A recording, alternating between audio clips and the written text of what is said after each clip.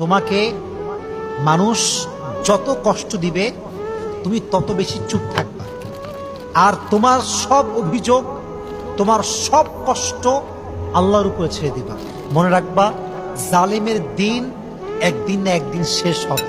কেউ তোমার দীর্ঘশ্বাসের কারণ হবে, কেউ তোমায় কষ্ট দিবে আর আঘাত করবে, সে খুব বিন্দাস আরামে থাকবে, এটা কোশ্চেন কালো সম্ভব নয়, কারণ এটা ন্যাচার অফ ল, এটা রিভেঞ্জ আছে।